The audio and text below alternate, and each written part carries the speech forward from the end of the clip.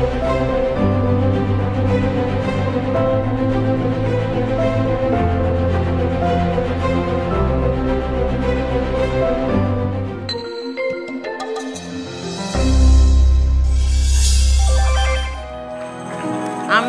Selamat siang semuanya. Shalom.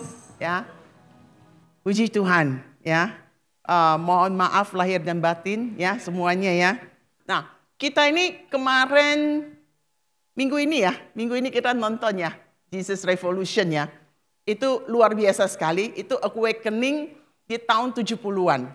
Dan saya tilik-tilik setelah menonton film ini, ternyata saya ini ya cocoklogi ya. Ternyata saya juga adalah dipengaruhi oleh mereka. Karena kenapa? Salah satu misionaris yang datang di kota kecil saya, di Pontianak, itu adalah barisan yang tahun 70 awal itu terima Tuhan dan dia mengebu-ngebu sampai mau datang ke kota kecil kami, Pontianak. Dan bukan cuma di Pontianak, dia itu nggak pernah kenal. Dan waktu itu tahun 70-an itu dikenal sebagai Kalimantan itu headhunter, ya, bisa makan orang dan sebagainya. Dia nggak tahu, tapi Tuhan itu saking dia cinta Tuhan, dia mau dari Amerika itu terbang ke pelosok. Bukan cuma di Pontianak masih kota kecil. Dia pergi lagi, Tuhan suruh dia kemana? Ke satu pulau, di mana pulau itu penuh dengan penyembahan berhala. Orang kalau sakit pergi ke dukun. Orang kalau ada apa-apa, pokoknya jawabannya dukun semua.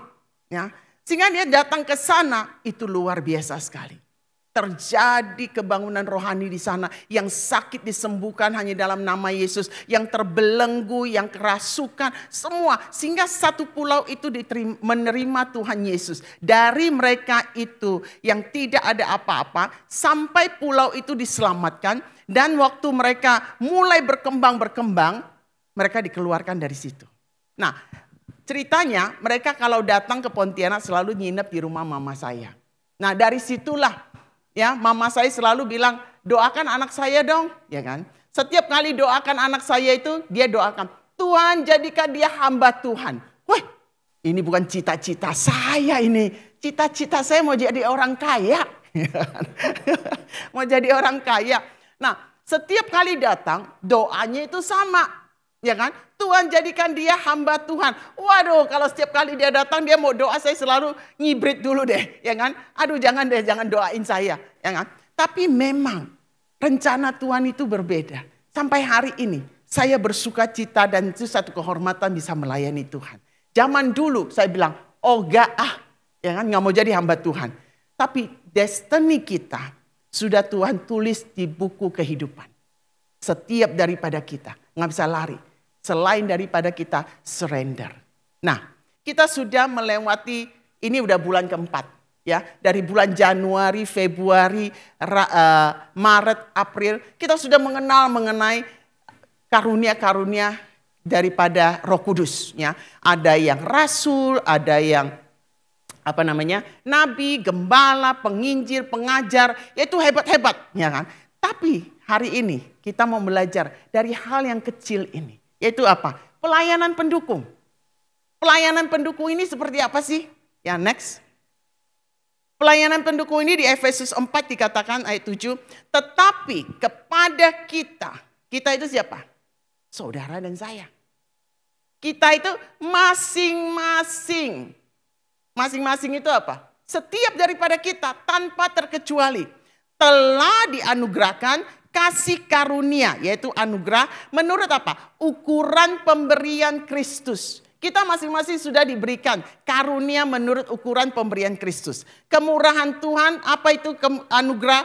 Anugerah itu ada dua, yaitu kita tahu itu adalah kemurahan Tuhan yang diberikan dengan cuma-cuma. Yang kedua itu adalah kuasa Allah yang dinyatakan dalam kehidupan kita dengan cuma-cuma. Kita tidak layak untuk menerimanya, tapi Tuhan layakkan. Dan kita tidak punya kemampuan, tapi Tuhan berikan kepada kita kemampuan. Dengan apa? Cuma-cuma. Dan kita semua diberikan. Bukan cuma Bu Lydia, bukan cuma Pak Arion, bukan cuma siapa lagi Pak Yudi atau siapa yang ada di sini. Enggak, semua kita. Bukan cuma Pak Arifin saja. Setiap daripada kita dikatakan dijanjikan kita masing-masing. Next ya. Nah, anugerah ini ada 3 macam. Kita belajar ya, ini ya. Kita belajar. Anugerah ini ada 3 macam. Yang pertama itu di dalam Efesus 2 ayat 8 dikatakan anugerah ini adalah anugerah yang menyelamatkan. Yaitu sebab karena kasih karunia kamu diselamatkan oleh iman. Itu bukan hasil usahamu. Bukan karena gara-gara kita ini berada di gereja dari pagi sampai yang terawal datang dan terakhir pergi. Dan kita ada 7 hari ya dalam seminggu. Ada terus di gereja membuat kita menjadi holy. Enggak. Ya, dikatakan bahwa oleh karena selamat kita, oleh karena kasih karunia kamu diselamatkan oleh iman.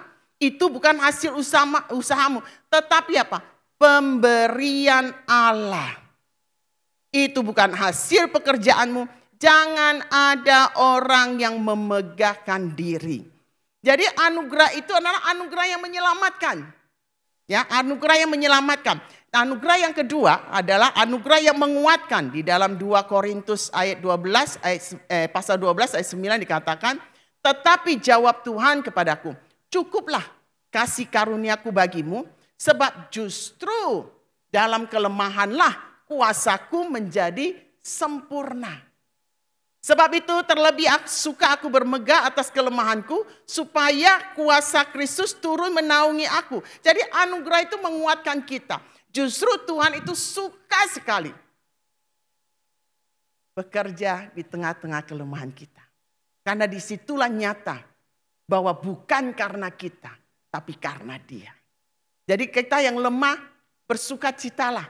Karena Tuhan justru mau memakai kita. Tapi kalau kita masih mau menyombongkan diri, ya tunggu tanggal mainnya.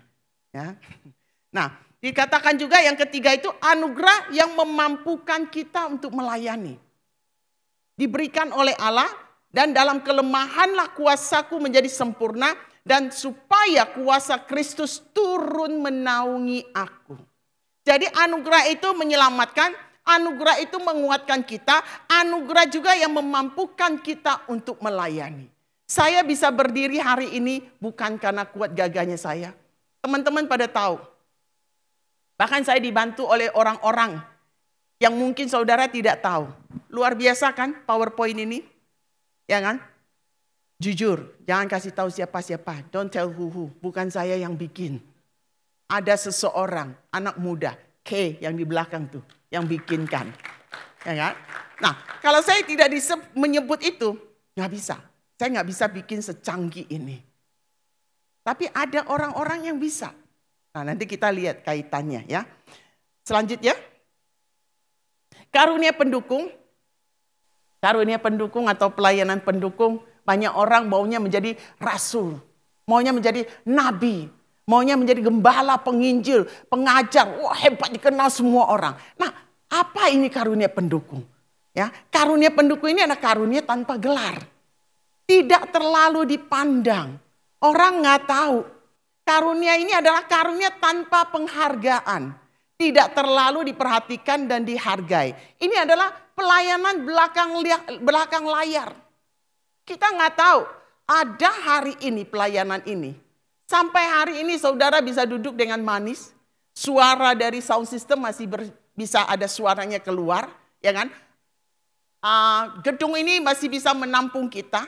Semuanya dipersiapkan oleh siapa? Pelayanan pendukung. Mereka pagi-pagi sudah datang. Ya, Petrus sama istrinya juga, Elis ya, dan rekan-rekan kita. Pagi mereka udah set up. Kursi-kursi yang belum lurus dilurusin. Ya. Di mana yang perlu diadakan semua kabel-kabel mereka sudah persiapkan. Jadi karunia ini adalah karunia yang tidak diperhatikan dan tidak dihargai. Bahkan di belakang layar nggak dilihat orang. Nah, seringkali dipakai justru di dalam karunia pendukung inilah dipakai oleh Tuhan untuk apa? Menguji kesetiaan kita. Menguji kesetiaan seseorang kepadanya. Lu mau nggak? Nggak terlihat. Nggak ada orang yang kenal. Nggak ada orang yang tahu kamu itu pelayanan. Nggak ada orang yang tahu kehebatanmu. Nggak ada yang muji kamu. Mau nggak melayani? Ini adalah tempat pelayanan pendukung ini. Adalah tempat di mana Tuhan justru selain daripada menguji kita, itu adalah tempat pelatihan juga.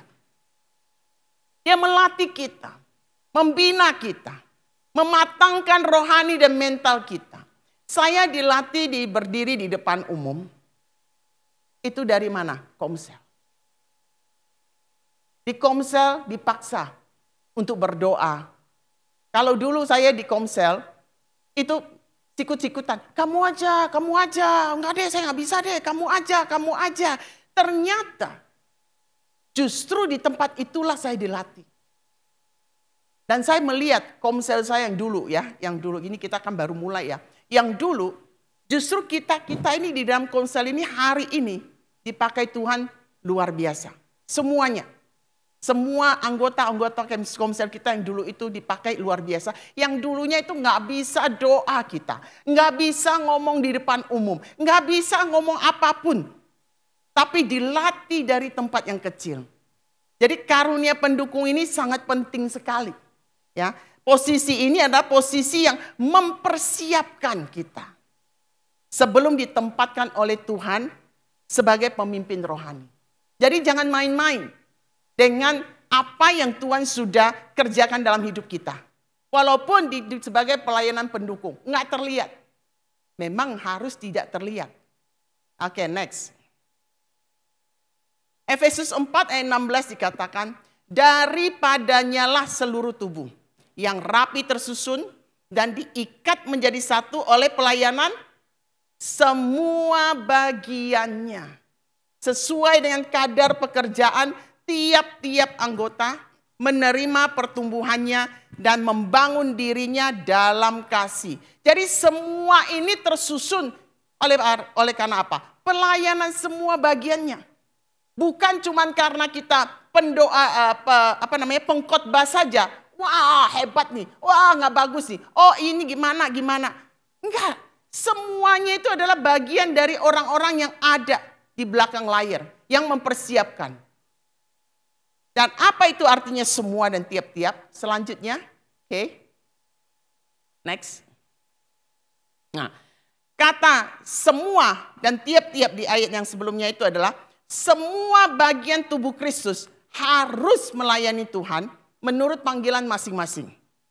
Ya, Tuhan telah menempatkan setiap kita di suatu posisi dalam tubuh Kristus seperti yang dikehendakinya. Nah, kalau kita ada di tempat di mana Tuhan kehendaki, di situ Tuhan itu adalah posisi kita itu menyenangkan hati Tuhan. Di mana Tuhan mau kita berada dan kita ada, itu menyenangkan Tuhan. Jangan sampai kita seperti Yunus, disuruh ke Niniwe, dia tidak mau pergi, dia malahan pergi jauh. Tapi di mana walaupun tidak terlihat, tapi kita berada sesuai kehendak Tuhan, itu menyenangkan hati Tuhan. Dan saya percaya semua daripada kita rindu untuk melayani. Rindu untuk menyenangkan hati Tuhan. Bagaimana saya bisa menyenangkan hati Tuhan? Dengan mengambil bagian. Sekecil apapun. Walaupun di pojok sana. Bahkan di belakang tembok nggak terlihat oleh orang. Tapi kalau saudara berada di posisi di mana Tuhan kehendaki. Itu menyenangkan hati Tuhan. Seperti usher. Konsumsi, mengatur kursi, kan nggak terlihat.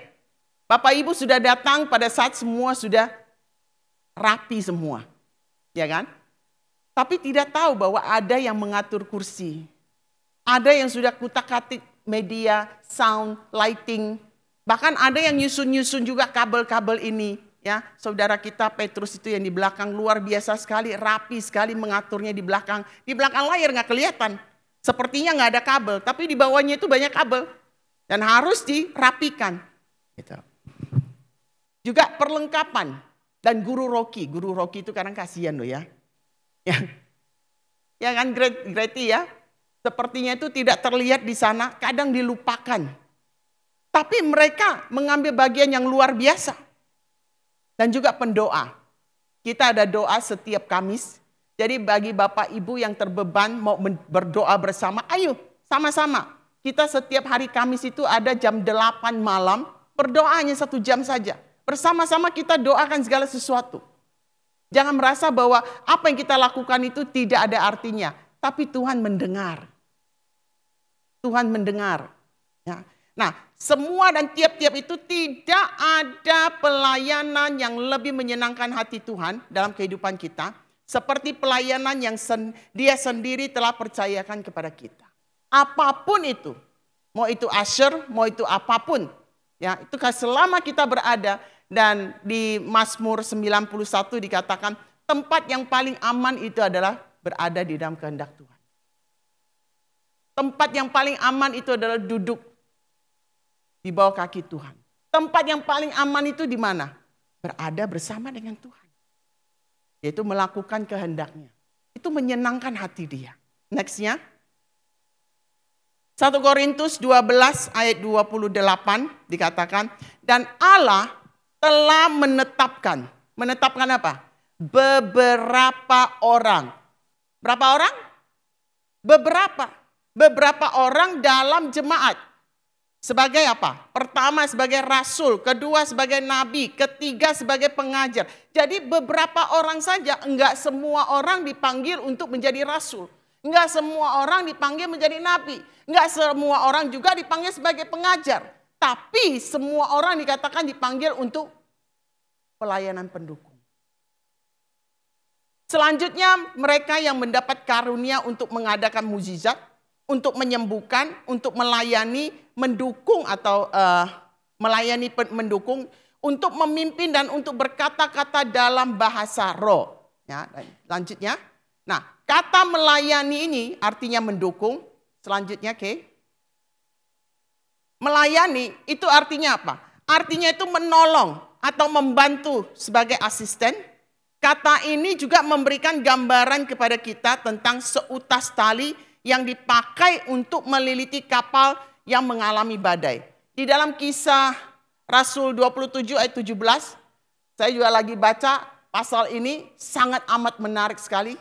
Ya, banyak hal yang kita bisa pelajari dari kisah para rasul, terutama di zaman sekarang ini. Apa yang terjadi di kisah para rasul, terjadi juga saat zaman-zaman sekarang ini. Jadi jangan heran, apa yang terjadi itu bukan sesuatu yang baru. Dikatakan di Kisah Rasul 27 ayat 17, ini pengalaman Paulus ke Roma, mengalami angin badai yang kuat sekali. Demi untuk menyelamatkan kapal, awak kapal memasang alat penolong dengan apa? Meliliti kapal itu dengan tali. Nah, fungsi tali itu apa? Yaitu untuk memegang tubuh kapal supaya badai tidak menghancurkannya. Jadi tali itu dililitkan supaya kapal tidak hancur. Next. Karunia pendukung ini juga sama. Karunia pendukung ini sangatlah penting bagi Tuhan dan juga bagi pekerjaan Tuhan. Karunia pendukung ini berfungsi sebagai tali yang Tuhan sudah lilitkan untuk memegang tubuh gereja. Jadi kita ada, itu sebagai tali yang Tuhan pakai untuk meliliti gereja. Sehingga gereja bisa kuat. Walaupun tidak terlihat, tanpa tali ini gereja nggak bisa berdiri. Karunia ini ada juga untuk menguatkan dan menopang gereja, terutama pada waktu gereja mengalami badai. Jadi nggak main-main, tidak terlihat tapi berfungsi sangat luar biasa sekali.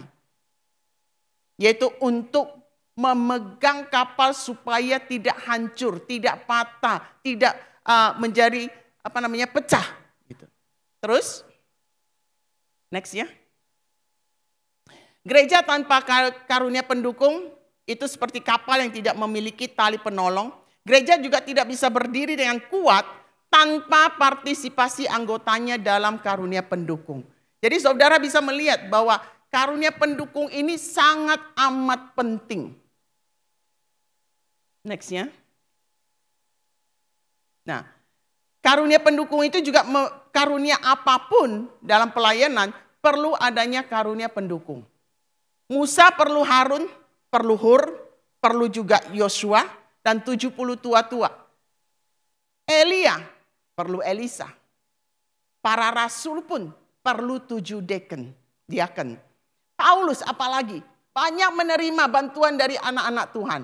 Nah, buktinya di mana? Nextnya. Roma 16 ayat 1 sampai 6 dan 23. Ini panjang tapi kita akan baca pelan-pelan ya. Aku meminta perhatianmu terhadap Febe, saudari kita yang melayani jemaat di Kenkrea, supaya kamu menyambut dia dalam Tuhan, sebagaimana seharusnya bagi orang-orang kudus. Dan berikanlah kepadanya bantuan bila diperlukannya. Sebab ia sendiri telah memberikan bantuan kepada banyak orang. Ternyata Febe ini selain memberikan bantuan kepada Paulus, dia juga memberikan bantuan kepada banyak orang. Juga kepadaku sendiri. Sampaikan salam kepada Priscilla dan Aquila, teman-teman sekerjaku dalam Kristus Yesus. Mereka telah mempertaruhkan nyawanya untuk hidupku. Wow. Kita tahu Paulus mempertaruhkan nyawanya. Tapi orang-orang yang mendukung pelayanannya juga mempertaruhkan nyawanya. Kepada mereka bukan aku saja yang berterima kasih, tetapi juga semua jemaat bukan Yahudi. Salam juga kepada jemaat di rumah mereka. Apa artinya Bapak Ibu? Salam juga. Ini Paulus memberikan salam kepada orang-orang yang membantu dia dalam pelayanan dia. Salam juga kepada jemaat di rumah mereka. Artinya jemaat di rumah mereka ini juga membantu Paulus. Tapi nama mereka tidak disebut satu persatu. Sebab itu karunia pendukung ini adalah karunia pendukung karunia yang tidak menerima tanda jasa. Kayak guru aja ya. Ya, tanpa jasa. Mereka tidak disebut namanya. Salam kepada Epenetus, pelan-pelan ini, bahasa Mandarin ini. Epenetus, saudara yang kukasihi, yang adalah buah pertama dari daerah Asia untuk Kristus. Ini orang-orang penting. Tapi nggak terlalu dikenal gitu. Ya, cuma sepintas saja disebut namanya. Itu pun udah bagus kalau ada namanya disebut. Ada juga yang nggak disebut gitu. Salam kepada Maria yang telah bekerja keras untuk kamu. Salam kepada kamu dari Gaius yang memberi tumpangan. Nah, memberi tumpangan juga adalah pelayanan. Mama saya ini memberi tumpangan. Ya, dari puluhan tahun dia melayani. Pelayanan dia itu mulai dari jemput orang tua. Jemput orang-orang tua yang nggak bisa ke gereja. Dia jemput di pos-posnya ada. Dan dia nyetir. Dia jemput satu mobil bisa sekitar 7-8 orang lah. Ya, pakai Innova. Habis itu udah dia balik lagi. 2 trip. Bukan cuma jemput, tapi juga antar mereka pulang. Nah itu pelayanan dia bertahun-tahun. Sampai hari ini mama saya umur 78 tahun masih menyetir. Kadang masih jemput orang. Ya. Nah, memberi tumpangan. Rumah kita selalu banyak hamba Tuhan datang. Salah satunya yang saya bilang misionaris itu. Ya, dari gelombang awakening di tahun 70-an di Amerika. Bisa mempunyai pengaruh juga kepada saya. Ya, ini cocologi ini ya. Baik, termasuk saya ini awakening juga. Tapi awakeningnya jauh setelah itu ya kan. Ya. Dan memberi tumpangan kepadaku dan kepada seluruh jemaat. Paulus terima kasih lagi kepada seluruh jemaat. Enggak ada namanya. Tapi mereka berdampak dalam pelayanan Paulus. Salam kepada kamu dari Erastus, bendahara negeri, dan dari Quartus, saudara kita. Selanjutnya, di ayat pertama dikatakan, aku meminta perhatianmu terhadap Febe, saudari kita yang melayani jemaat di Kenkrea, supaya kamu menyambut dia dalam Tuhan sebagaimana seharusnya bagi orang-orang kudus, dan berikanlah kepadanya bantuan bila diperlukannya. Ya. Nah, bantuan di sini, nextnya, bantuan di sini itu artinya, ini saya ambil dari footnote-nya Alkitab, ya, footnote-nya Alkitab mengenai Febe. Siapa sih Febe itu sih? Apa yang telah dilakukan oleh Febe? Kita nggak terlalu kenal dia. Saya juga baru lebih kenal dia gara-gara harus khotbahkan tema ini, ya kan? Dan bantuan apa? Dalam Yunani itu artinya prostastis, ya, berarti orang yang pergi pertama. seorang perwira terkemuka atau seorang perwira terkemuka yang memimpin banyak orang. Berarti Febe ini bukan orang-orang biasa nih. Ya, dia orang yang pergi pertama, dia berani, dia bahkan adalah terkemuka. Dia memimpin banyak orang. Juga pelindung wanita yang mengawasi urusan orang lain. Dia pelayanannya itu luar biasa sekali. Dia juga pelindung juara. Maksudnya itu dia ini sangat giat sekali untuk melindungi dan untuk melakukan pekerjaan Tuhan dengan giat sekali. Jadi jelas bahwa Febe dianggap sebagai pemimpin. Dia juara, maksudnya dia tangguh. Dia adalah wanita yang heroik, yang kemungkinan besar cukup kaya dan membawa berkah bagi orang lain. Nah, Febe ini siapa nih? Istilah prostas di sini menyiratkan status yang agung. Ini bukan orang-orang miskin dia. Febe ini orang-orang yang terhormat nih. Sebagaimana digunakan dalam bahasa Yunani klasik yang menunjukkan kedudukan yang tinggi dalam gereja. Dia bukan saja orang yang terpandang di kotanya. Dia orang kaya, bahkan dia memberi banyak kepada gereja. Dia juga diangkat dan punya kedudukan yang tinggi dalam gereja. Dan Paulus menghormati total 37 orang dalam pasal terakhir Roma ini. Jadi ada 37 orang yang disebut oleh Paulus. Bahkan ada orang-orang yang tidak bisa disebut satu-satu lagi namanya. Tapi punya pengaruh dalam pelayanan Paulus. Nama mereka tercatat dalam sejarah gereja sebagai hamba Yesus yang luar biasa. Nama-nama semua ini. Bahkan jemaat di rumah-rumah yang sudah membantu. Mereka ini adalah hamba Yesus yang luar biasa. Nama mereka dicatat untuk kekekalan di sini di dalam firman Allah yang kekal. Bahkan tradisi gereja menyatakan bahwa kebanyakan dari mereka yang disebut di sini mati syahid karena iman mereka. Nah, satu hal, apa yang dilakukan oleh Febe? Bayangkan saudari Febe yang terkasih membawa bersamanya sepucuk surat ke Roma yang berisi kekayaan terbesar dari teologi Kristen. Salinan surat yang dibawanya adalah surat yang sedang Anda baca, yaitu kitab Roma. Ini orang-orang yang nggak dikenal. Nggak terlalu dikenal, cuma disebut saja. Ada orang yang disebut pun tidak ada namanya di situ. Nextnya. Matius 26 ayat 18 dikatakan, pada hari pertama dari hari raya roti tidak beragi, datanglah murid-murid Yesus kepadanya dan berkata, di mana engkau kehendaki kami mempersiapkan perjamuan Paskah bagimu? Nih, perhatikan ayat 18. Jawab Yesus, pergilah ke kota kepada siapa? Kepada si Anu. Ini enggak ada namanya. Cuma si Anu aja, seseorang. Dan katakan kepadanya, pesan guru, waktuku hampir tiba. Di dalam rumahmu lah aku mau merayakan. Penting gak nih orang? Penting sekali. Tuhan merayakan perjamuannya itu. Perjamuan Paskahnya itu di rumah si Anu. Gak ada namanya. Jadi jangan sedih kalau nama kita tidak ada dalam daftar gereja. Gak apa-apa. Yang penting nama kita itu ada di dalam kitab kehidupan. Yang penting kita berada dalam keadaan di mana kita mengambil posisi di mana Tuhan kehendaki. Itu menyenangkan hati Tuhan. Saya mau ada satu kesaksian. Bapak Ibu lihat. Orang-orang yang tidak terlihat. Bukan saja di Alkitab. Tapi terjadi juga di gereja kita. Susan bisa maju ke depan. Ibu Susan dan Pak Agung dan juga Clarissa masih baru di gereja kita. Kita juga masih baru. Ya. Dan Ibu Susan ini punya cerita yang bisa menguatkan kita. Bahwa karunia pendukung ini nggak main-main. Bisa ceritakan sedikit kenapa Ibu Susan bisa terdampar di tempat ini. Ya. Terikat kayak gini. Ya.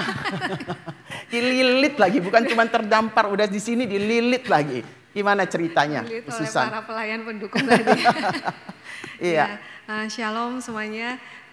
Perkenalan, saya Susan. Saya bersama dengan suami saya Agung dan juga anak saya Clarissa. Jadi Memang sebelumnya itu waktu kami tinggal di Bali dan juga di Semarang, itu kami beribadah berjemaat di GBI Rock gitu. Jadi selama bertahun-tahun, selama kami tinggal di Bali dan di Semarang, kami berjemaat di sana. Terus kemudian memang pada saat kami pindah ke Jakarta, kami pulang kampung kami nggak langsung ke GBI Rock. Memang waktu itu kami beribadah di dekat di dekat rumah kami lah gitu ya. Dari tahun berapa? Apanya ini? Tahun berapa ada di Jakarta mulai netap? Jakarta, Clarissa kelas 1 SD tahun berapa ya?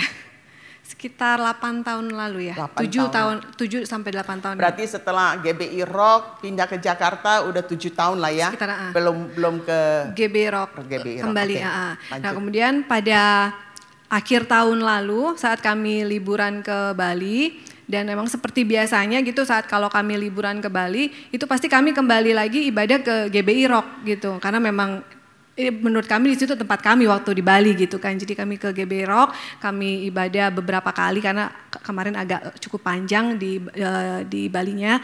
Terus kemudian kami suami dan saya itu tergerak gitu ya. Sepertinya Tuhan menuntun kami gitu, mengarahkan kami untuk saat pulang kembali ke Jakarta gitu dari liburan, untuk kami kembali mencari GBI Rock gitu. Untuk setelah 7 tahun lewat ya? Iya, setelah 7 tahun GBI Rock ya, oke.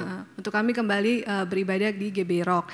Nah, terus akhirnya ya kami berdoa dan semakin gerakan itu semakin inilah ya kuat di hati. Terus akhirnya kami mencari gitu lewat Instagram ya.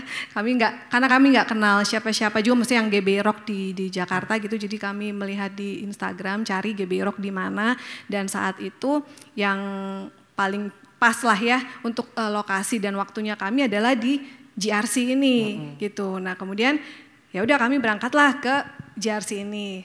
Nah, pada saat baru pertama kali ibadah di GRC itu memang saya juga langsung juga tetap berkomunikasi dengan Tuhan gitu ya, berbicara dengan Tuhan, meminta tuntunan Tuhan. Tuhan tolong Tuhan perjelas maksud Tuhan apa gitu kan. Apakah benar Tuhan menginginkan kami untuk kembali lagi beribadah di GBI Rock gitu, dan maksudnya Tuhan apa gitu. Dan itu masih pujian penyembahan tuh Ci ya.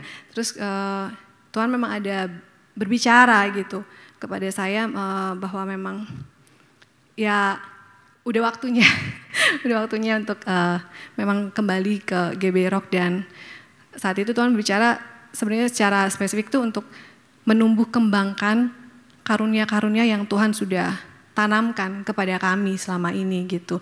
Yang kadang sejujurnya saat itu juga saya merasa maksudnya apa iya Tuhan gitu kan, kayak sesuatu kadang kan kalau Tuhan meminta kita tuh sesuatu yang pasti yang mungkin buat kita susah atau sulit atau terlalu besar gitu. Tapi Tuhan bilang itu memang udah saya tanamkan dan disinilah gitu. Tuhan bilang dengan jelas disinilah tempat untuk kamu mulai menumbuh kembangkan itu gitu, seperti itu.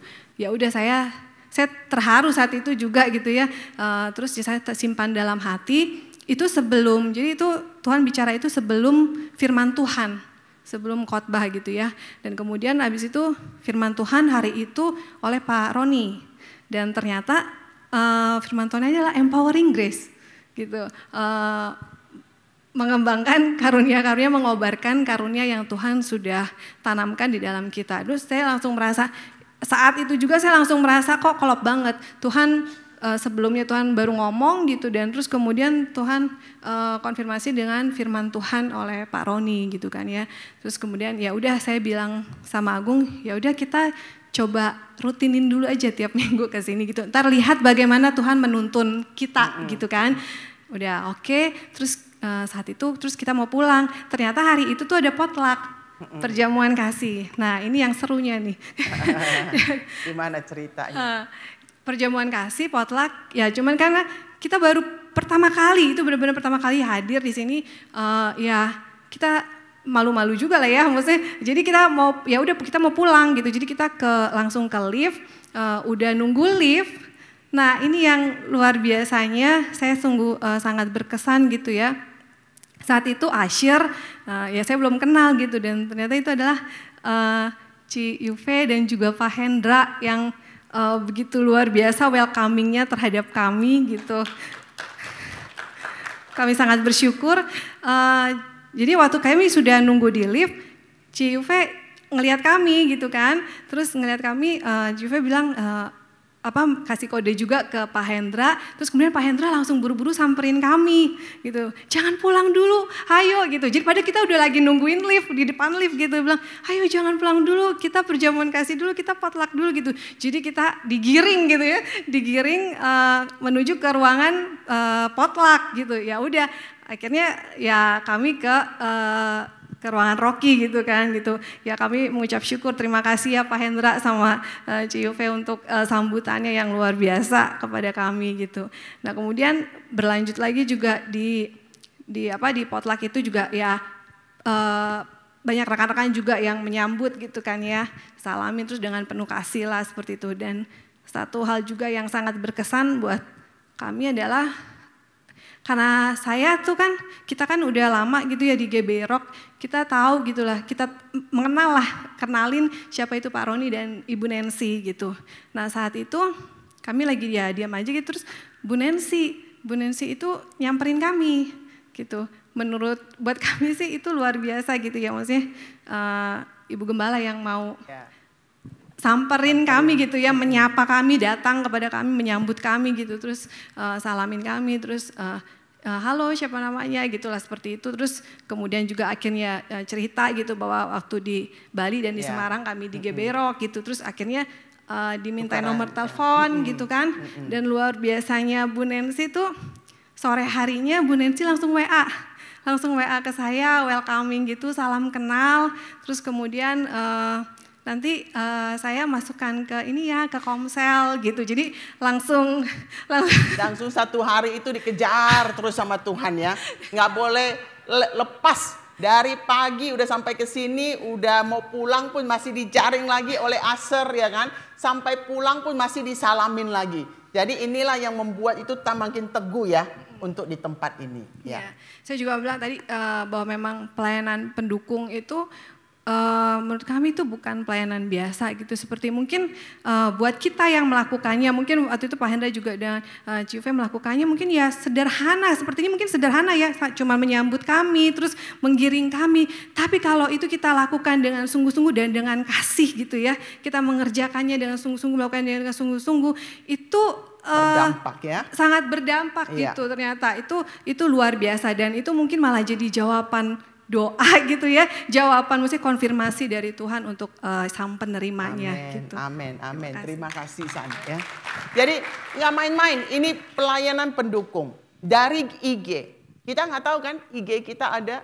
Nah, yang belum tahu, ayo klik ya, ayo join klik. Apa IG kita? Jakarta Rock Center ya. IG itu Instagram, saudara-saudara, ya kan? Ayo klik ya kan. Nah siapa yang membuat desainnya? Kita juga nggak tahu. Ada seseorang yang cantik jelita yang buat setiap minggu. Ini Ibu Greti ya kan. Juga Guru Rocky. Jadi semuanya itu berdampak.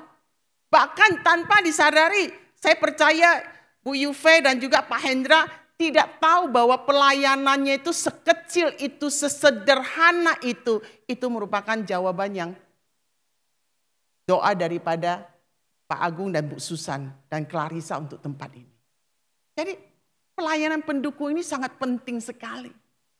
Jangan memandang rendah Asher. Asher ini istilahnya itu adalah pasukan yang di depan ini yang menentukan. Yang menentukan senyum kita. Kita punya slogan apa? Sapa, senyum, dan sigap.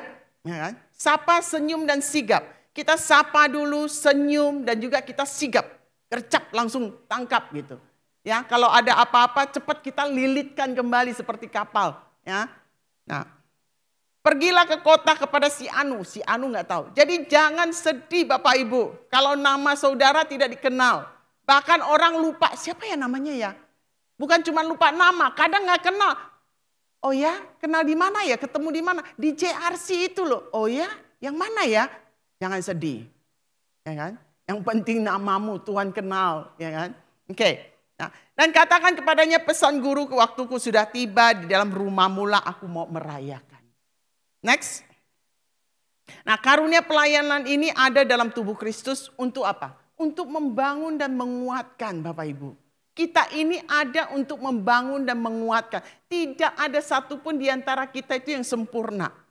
Pasti dari kita itu banyak kekurangan, banyak kelemahan kita. Kita satu sama lain baru lagi di satu gereja yang baru. Kita belum kenal satu sama lain. Bisa saja cara kita tidak tepat dengan orang lain. Gak apa-apa. Tapi kita bangun lagi. Kita belajar untuk membangun. Kita belajar untuk menguatkan satu sama lain. Tidak ada pelayanan yang dapat berhasil sendiri. Kita semua perlu bantuan. Maka dari itu pelayanan pendukung ini sangatlah amat penting Bapak Ibu. It is a ministry to bring apa? To bring help, not hell. Halo Bapak Ibu. Di gereja bukan untuk menonjolkan diri. Bukan untuk menciptakan neraka. Neraka sudah ada, nggak usah bawa ke sini. Biarkan neraka di neraka sana. Jadi it is a ministry to bring help, not hell. It is a supportive, not a destructive ministry. Selama kita mau bersama-sama membangun, menguatkan, salah nggak apa-apa. Saya percaya. Bukan cuma gereja. Kita bukan soal berbicara tentang gereja. Kita berbicara tentang berdampak. Hidup kita harus berdampak. Apalagi zaman sekarang ini kita hidup bukan di akhir zaman. Memang akhir zaman udah sejak Yesus dibangkitkan kita udah mulai akhir zaman itu. Tapi kita sudah hidup di akhir-akhirnya zaman. Jangan sia-siakan. Jangan lagi pakai sensi-sensian. Kita justru bersama bergandengan tangan. Punya dampak kepada kota kita. Punya dampak kepada bangsa kita. Saya sangat terkesan sekali dengan doanya Pak Abraham minggu lalu. Untuk kita bangkit. Kita menjadi penentu akan bangsa kita. Kita adalah orang-orang yang dipakai oleh Tuhan untuk memberikan dampak. Nextnya. Kolose 3 ayat 22 sampai 24. Nah ini camkan apapun yang kita lakukan. Apapun yang kita lakukan sekecil apapun. Ingat ayat ini. Hai hamba-hambaku. Taatilah Tuhanmu yang di dunia ini dalam segala hal. Jangan hanya di hadapan mereka saja untuk menyenangkan mereka. Melainkan dengan tulus hati karena takut akan Tuhan. Apapun juga yang kamu perbuat. Perbuatlah dengan segenap hatimu. Seperti untuk Tuhan, bukan untuk manusia. Kamu tahu bahwa dari Tuhanlah kamu akan menerima bagian yang ditentukan bagimu sebagai upah. Kristus adalah Tuhan dan kamu hambanya. Setiap kita akan menerima upah kita. Nextnya. Sistem upah Tuhan berbeda dengan sistem kita. Kalau sistem dunia mengatakan, lu kerja, lu dapat upahnya. Kalau enggak, enggak. Nah, definisi kerja itu apa? Di dunia kan definisi kerja adalah harus terlihat kamu kerja. Harus ada ininya. Tapi definisinya ini yang juga menguatkan saya juga. Di dalam Samuel 30 ayat 21 sampai 25 dikatakan, ketika Daud sampai kepada ke-200 orang yang telah terlalu lelah untuk mengikuti Daud, yang telah dibiarkannya tinggal di dekat sungai Besor. Maka keluarlah orang-orang ini menyongsong Daud dan menyongsong rakyat yang bersama-sama dengan dia. Daud mendekati orang-orang itu dan memberi salam kepada mereka.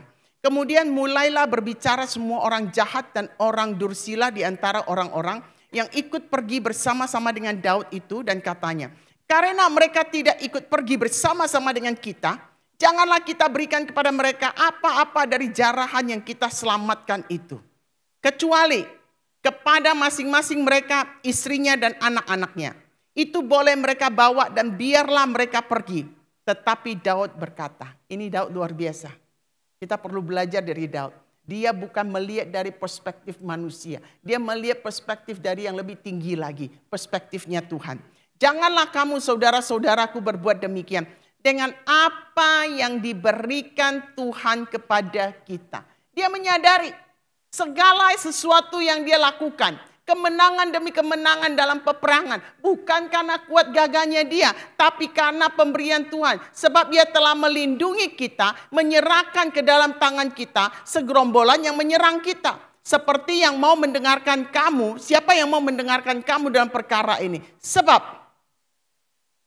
bagian orang yang tinggal di dekat barang-barang adalah sama. Yang jaga barang sama yang pergi perang, sama. Seperti bagian orang yang pergi berperang itu akan dibagi sama-sama. Maka demikianlah halnya sejak hari itu dan seterusnya. Hal itu ditentukannya menjadi ketetapan dan peraturan bagi orang Israel sampai sekarang. Tuhan tidak melihat, oh yang di depan nih upahnya lebih besar. Wah hahaha, hari ini saya khotbah, upah saya lebih besar dari kalian. Enggak, sama.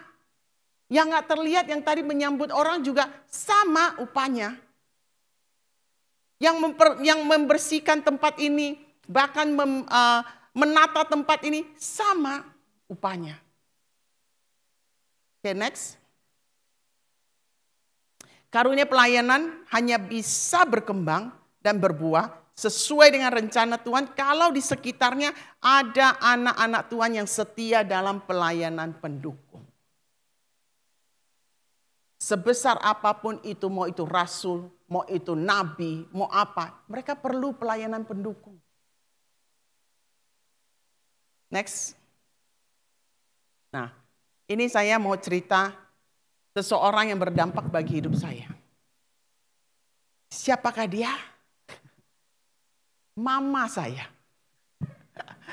Ini mama saya. Ya. Ini adalah pelayanan pendukung.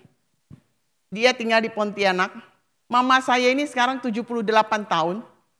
Setelah pelayanan demi pelayanan, Tuhan tingkatkan lebih lagi. Sekarang mama saya melayani khusus untuk katekisasi. Katekisasi bukan berarti bahwa orang sudah terima Tuhan di katekisasi. Enggak. Ini justru untuk orang-orang yang enggak bisa ke gereja. Yaitu orang-orang tua yang enggak bisa ke gereja, dia datangin rumah ke rumah. Dia langsung katekisasi, jelaskan siapa Tuhan, mengapa Tuhan, kenapa kita harus terima Tuhan dan sebagainya. Setelah beberapa sesi, kebanyakan mereka terima Tuhan Yesus. Dan karena kesetiaan juga mama saya melakukannya, sehingga urapan Tuhan atas mama saya itu untuk penginjilan itu saya lihat kuat sekali. Kenapa? Karena seringkali ada orang-orang yang sulit sekali untuk diinjili. Ya. Itu mama saya datang sekali aja, langsung mau terima Tuhan.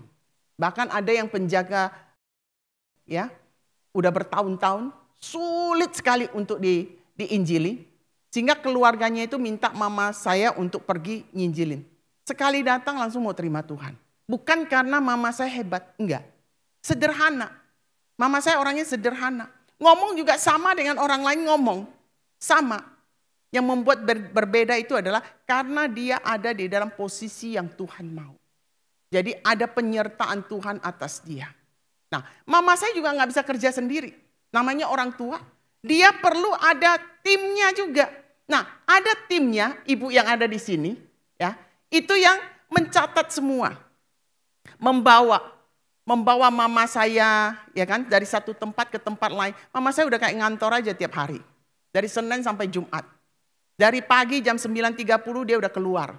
Pulangnya bisa jam 2, jam 3. Kadang cuma pulang, ganti baju, makan sebentar. Dia malam pergi lagi. Ya kan? Dan sekarang lebaran dia bilang udah stop dulu karena macet sekali.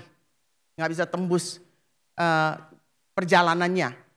Nah ini pelayanan-pelayanan yang nggak dilihat orang.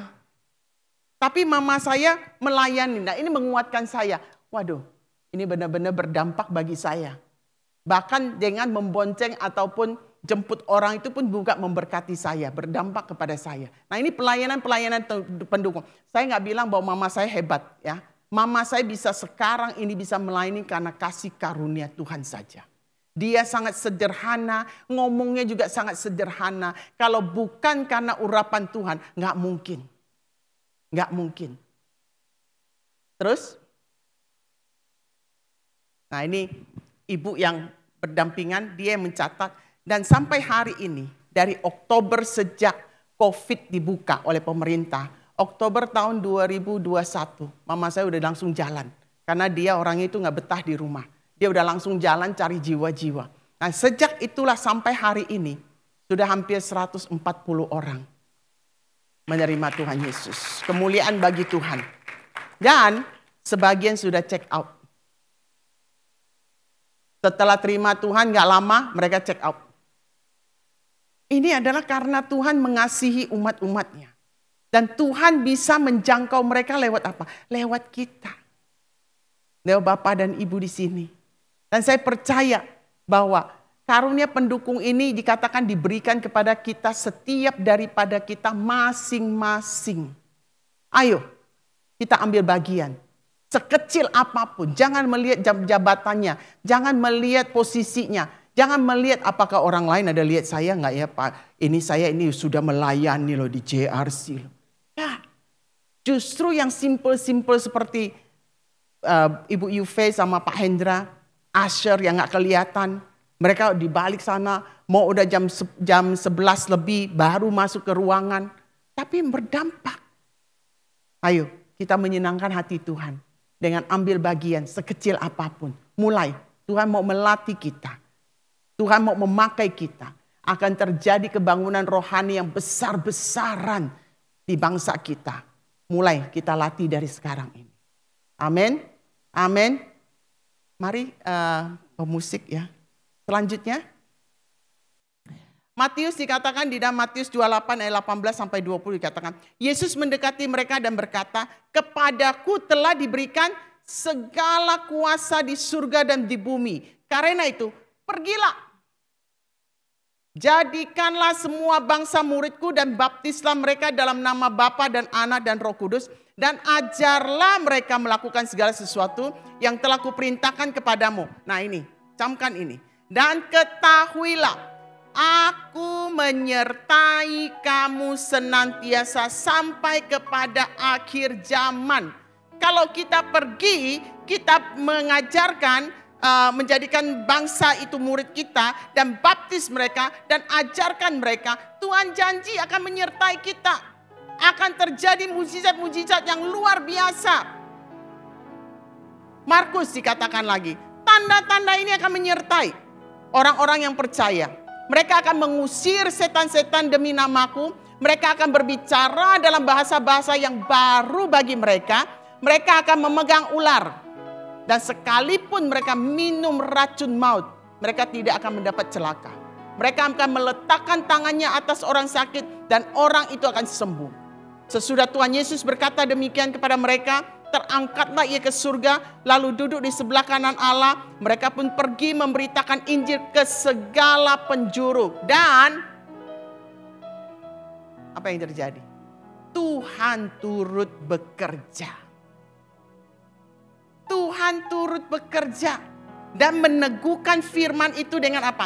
Tanda-tanda yang menyertainya. Mari kita mulai. Mari saya ajak kita saudara-saudara, sekecil apapun. Kemarin kita udah lihat Papua. Mari kita ambil bagian.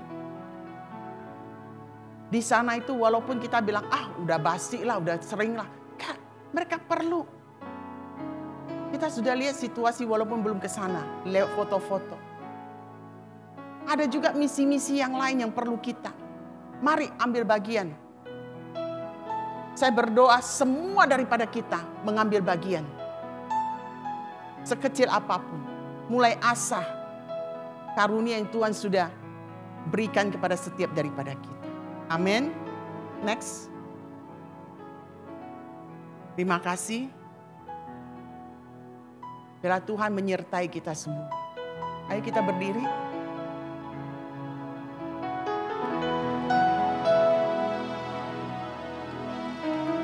Tutup mata kita dan renungkanlah.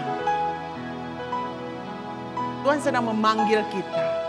Mungkin Tuhan sudah memanggil kita sudah lama sekali. Tapi ada dari kita itu masih belum berani untuk mengatakan iya.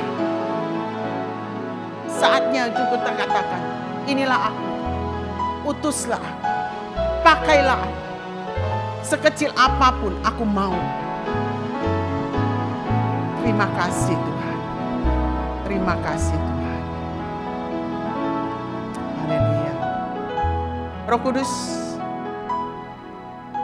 terus bekerja dalam setiap hati kami. Nyatakanlah kehendak-Mu lebih lagi. Pertajam dan pertajam terus. Supaya kami boleh masuk dalam rencana-Mu. Kami mau menyenangkan hati-Mu. Ajar kami terus Roh Kudus. Ingatkan kami Roh Kudus. Kuatkan kami Roh Kudus. Terima kasih Tuhan. Kami serahkan semua daripada kami ke dalam tangan-Mu. Engkau terus bekerja bagi kemuliaan-Mu. Di dalam nama Tuhan Yesus. Haleluya. Amin.